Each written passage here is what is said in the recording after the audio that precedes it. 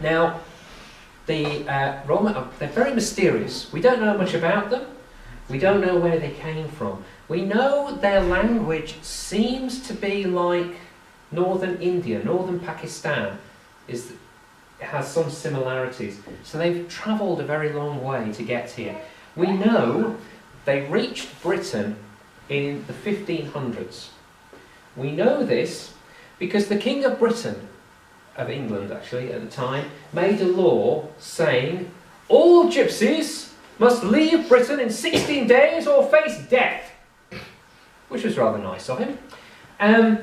This law incidentally stayed in place for 200 years, and even after that the Roma people didn't have much protection from the police or from the government or from judges until about the early 20th century. So it's not surprising, many stories that the Roma tell are stories where somebody attacks the Roma and what the Roma do about it. Now, I couldn't find a story from the Roma that really worked for this evening, so I took several stories and pulled them apart and put them back together as one story that I think works, and that one is called Janko's Dog. Now, Janko was a young lad of about 8 or 9 years old who lived and was part of a group of Roma, several families who would travel together. His dad was the headman of the Roma community. Now, for the Roma, it is very important to be clean. They're always making sure that the dirt from the road is washed off. This is a very strong tradition. In the days when in Britain, the Queen of England said, "I bath once a year, whether I need it or not," the Roma were bathing daily, weekly, every time they moved. That is true, she really did say that. And she was considered to be quite clean. So, the Roma arrive in a new village. And what do? Of course, they go to the river, not a lake, to a river. And they start to wash the clothes and they wash themselves. And Janko, being a good lad, he's helping out, isn't he? He's washing the clothes. He's by a bridge. And while he's washing the clothes, some children come onto the bridge and they throw a sack over the edge and it lands right next to Janko. So he has a look inside. And inside he finds a small dog. Rather scruffy and rather dirty dog, which is why the children were trying to drown it. They're throwing it in the river to kill it. He gets it out, sees it's dirty, being a good roamer, he washes it quickly, and the dog follows him all day, and that night the dog curls up in front of his caravan, goes to sleep. That dog is now Janko's dog, it's decided. All is peaceful and quiet in the village, in the camp of the Roma. But back in the village, things are a bit different. The young men of the village have all finished work and they've come back to the pub. Now, I always check this. You guys know what a pub is, right, in Germany? You've heard of a pub? It is a place of philosophical discussion. That sort of philosophical discussion. So, there's quite a bit of philosophical discussion going on this night. It was a warm day, you know how it is. And the lads are talking about many things, but one of them is about the Roma and how disgusting it is they've got Roma gypsies in the village. And there's one lad in particular, there's always one, isn't there? There's one lad in particular, he's standing on the table and he's saying, "It's disgusting, these dirty gypsies." That was rich, wasn't it? "These dirty gypsies in our village. My dad is the mayor." And all the others said, "Yeah, we know your dad's the mayor. You tell us every evening. My dad's the mayor, and he says something must be done." And they all agree, yeah, something must be done. And later that evening, about 11 o'clock, after a lot more discussion, 6 of them decide they're going to do something. They're not sure what it is, but they're going to do something, so they go out of the pub and they go through the forest to find where the Roma are camping. Now, I don't know if you've ever heard 6 drunk people trying to go through a forest in the dark quietly, but it doesn't really work, does it?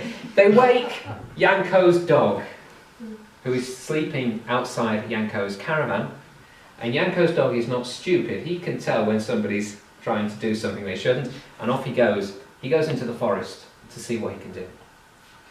Let's go back to our 6 heroes who are now rather muddy and sitting, standing, hiding at the edge of the woods. Looking now. They still want to do something, not sure what it is. So they're working it out, they're probably arguing, when they hear behind them a growl from the darkness of the woods. Of course, when you hear a growl in daylight and you're rather importantly not drunk, you can tell when it comes from a small, brown, scruffy dog, can't you? But when it's dark and you're a bit scared and you're drunk, the standard reaction, as far as I can tell, is to go, "Ah!" and run straight into the side of the nearest caravan, which of course wakes everybody else up. And of course, within 2 minutes, 6 guys sat in the middle of the Roma camp, surrounded by several very large and very annoyed Roma. And Janko's dad, as the head man, goes forward and says, "All right, lads, what are you doing here?" And the lads, well, I mean, here's a tip. If ever this happens to you, the best thing to do is to say, "Oh, sorry, we're a bit drunk and we've got lost. Which way's the village?" Which, of course, is what 5 of our boys are planning to do. But there's always one, isn't there? And he stands up and he says, "Well, my dad's the mayor." And the others all go, "Shh, what are you saying hush for? Tell him. He said, we're going to do something, we're going to get rid of you." Well, that's only going to end one way, isn't it? 6 boys picked up, dropped in the river, the Roma go back to bed, our 6 lads climb out of the river and go home down the road, squelch, down the road, where 5 of them go home, go to bed, and hope the hangover won't be too bad tomorrow morning. But, as we said already, there's always one. And he goes to his dad, and he says, "The gypsies attacked us. We weren't doing nothing. They came and they beat us up and they threw us in the river, and they got a dog, a big dog, yeah, big, dangerous dog, teeth like this. That's the dangerous one, we've got to get the dog. Got the militia out." And his dad, of course, does just that. He calls the militia. Now, in Germany, you have a volunteer fire brigade in many fire departments in many towns, and very good they are too. Now, in Britain, at this time, a couple of 100 years ago, we didn't have as much a fire brigade as a volunteer army, and they were absolutely useless. They were good for 2 things. One was drinking lots, one was hitting people who couldn't fight back. Unfortunately, that is a very good description of our Roma, isn't it? So they were the perfect people, and off they go. They're all woken up, and so they're in a foul mood, so they go stomping off to the Roma camp, bang on the doors and tell them, "Get out, we don't want your filthy sort round here, clear off, go to the next village." Sadly, the Roma have a lot of practice at this, and within an hour they're packed up, ready to go. When our friend turns up, doesn't he? "What about the dog?" What dog?" says the captain of the militia, who's still waking up really. "What dog? The dog, big, vicious, black dog, teeth like this. You've got to get the dog, that's the dangerous one." "Okay.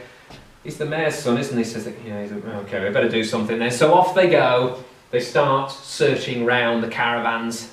And eventually, one of the militia comes along and says, "This?" "Yeah, that's it," says the mayor. "That's it, put it in the sack." "I've seen rats bigger than this." But it's the mayor's son, isn't it? You do what he says. In the sack, mayor's son takes the sack. Off he goes back to the village, and the Roma leave. And Janko leaves with them, and without his friend. And his dad comes up to him and he says, "Now, don't worry. We go to the next village. We'll set up camp. You just don't do anything unusual. And I promise you, tomorrow night, at the latest, tomorrow night, you'll have your dog back." Well, Janko doesn't know what to make of all this, but he's a good lad, so he does as he's told. And they go back to the next village, and of course, everything has to be washed again, because they've been on the road. So they wash everything, and then Janko's dad goes and finds some friends who buy and sell scrap metal, Schrott. This is quite common amongst the Roma, because they can't find work usually, so this is one way they earn money. They find some old armour, and they clean it until it shines like a mirror. Okay, let's go back to the village. Back at the village, the militia have come back, and of course the stories are being told of how they fought off these Roma men. Hundreds of them were attacking us and we fought them off, and you can imagine the sort of tales that are being told. And now they're toasting their militia, their brave lads in their militia, and the mayor is making speeches, and the beer is going around, and the mayor is drinking. Well, it'd be rude not to drink some with, wouldn't it? So he has another one, and then another, and before you know it, it's midnight, and the mayor is going to bed like this, falls into bed. And about 3 o'clock in the morning is when the hangover starts, isn't it? You know, when it really starts to kick in. And at 3 o'clock in the morning is the worst possible time for someone to go bam, bam, bam, bam, bam, bam on the front door, and the man goes, ow, what the heck is that? Ugh. Walks out the bedroom, down the corridor, bam, bam, bam, ow, I'm going to kill whoever's on that door. Down the stairs, bam, bam, nearly falls down the stairs after that. Crosses the hall, bolts, bam, bam, bam, ow, wow, wow, wow. What do you want? And he pulls the door, and the door is pushed from the outside, and 3 men walk in, 3 soldiers of the King's Royal Guard. These aren't militia, these are professional soldiers. These are men who know how to handle a weapon, and you do not mess with them. And they have very shiny armour. And they come. The 2 soldiers stand by the side, and the captain in the middle, and they all shout, "Long live the king!" "Ow!" says the man. "Do you have to shout? Why didn't you say long live the king?" says the captain. Long live the king." "Oh, it's too late now," says the captain. "Too late now. Are you loyal to the king?" "Yeah, what do you mean am I? Of course I'm loyal to the king. Long live the king. What are you talking?" "I'm not sure now. Last time someone did that, we searched his house, we found people, rebels, people who were willing to kill the king." "What? No, I've got no rebels in the house. Long live the king, okay? What's your problem?" "Got to search your house now, nothing I can do about it. Off you go, you 2. So the 2 soldiers go in, they kick doors open, they wake everybody up, throw people out of bed, looking in wardrobes, looking in drawers.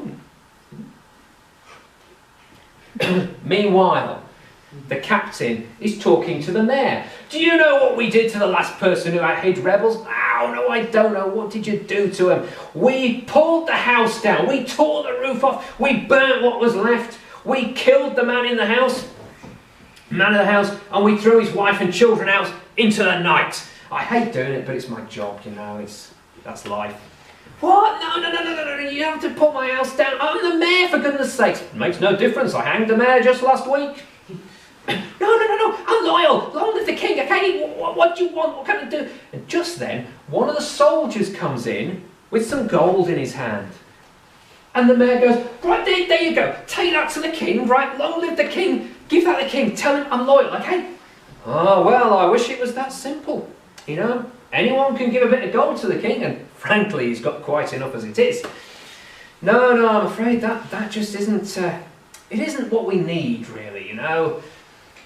And then the other soldier comes in, and what's the other soldier got? He's got a little dog.